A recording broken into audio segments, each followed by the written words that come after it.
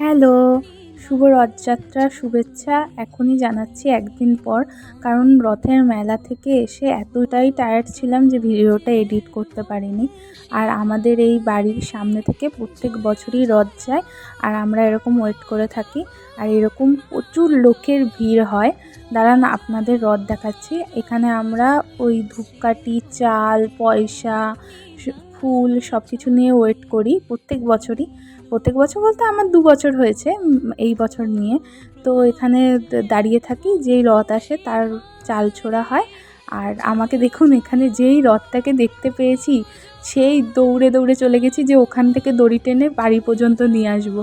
আমি বেশ আনন্দে থাকি যে এই দিনটা কবে আসবে, আমি একটু রথের দড়ি টানতে পারবো। আসলে ছোটোবেলায় কোনো দিনই আমি রথের দড়ি টানিনি। বিয়ে হওয়ার পর এই ২ বছর ধরে আমি রথের দড়ি টানছি।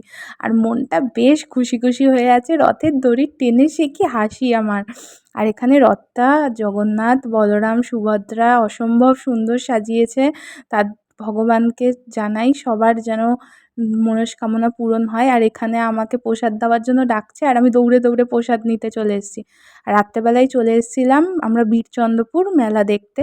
আর এইখানে এখন হচ্ছে জগন্নাথকে নামানো হবে। আর এত ভালো মুহূর্তে আমরা পৌঁছেছি, আমি আর আমার বরের গায়ে জাস্ট কাঁটা দিচ্ছে, সেই মুহূর্তেই জগন্নাথ দেবকে আমাদের পাশ থেকেই নিয়ে যাওয়া হচ্ছে। এই যে আমি শেয়ার করে নিলাম আপনাদের সাথে। দাঁড়ান, মন্দিরে গিয়েও শেয়ার করছি, কিন্তু এত ভিড় আমি সামনে গিয়ে ফটো তুলতে পারিনি। আর ওখানে ফটো তোলাও নিষিদ্ধ ছিল, তাও সবাই তুলছে বলে একটু ফটো তুললাম। আর এটা হচ্ছে বাঁকারায় মন্দির, যেখানে প্রভু শ্রীকৃষ্ণ এবং রাধারানী আছেন। এই মন্দিরটা দর্শন না করলেই নয়। আর আমার শ্বশুরমশাইও বারংবার বলে দিয়েছিল এই মন্দির দর্শন করবে। আর তোমার যা জীবনের মনস্কামনা এখানে প্রণাম করবে, ভগবান তাই মিটিয়ে দেবে তোমার। আর আমরা এখানে চলে এসেছিলাম, দিয়ে আমি আরও একটু প্রণাম করে কিছুক্ষণ নাম কীর্তন শুনছিলাম। তারপর ওই যে আমাদের বকুলতলায় ভিড় জমেছে, বসেছে মেলা, দেখতে যাব আমি তুমি। আমরা দুজন মিলে এই মেলায় ঢুকে গেছিলাম এখানে। আর এখানে কত দোকান, শুধু খেলনার দোকান, খেলনার দোকান। আর আমি চারিদিকে ঘুরে ঘুরে দেখছি আর আমার চোখ যাচ্ছে শুধু খেলনার দোকানগুলোয় আর কানেরের দোকানগুলোয়। আর এই আমার একটা রোগ, যেখানে যাব জল তেষ্টা আমার পাবে, জল তো পাইনি, তাই এখানে ক্যাম্পা কিনে দিয়েছিল। তারপর খেয়েছিলাম ঘুগনি। এই দোকানের ঘুগনিটা অসম্ভব ভালো ছিল।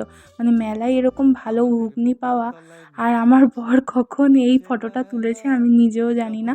আমি এডিট করার টাইমে দেখছি যে কখন ফটোটা তুলেছে। আর মেলা থেকে বিশেষ কিছু কিনিনি।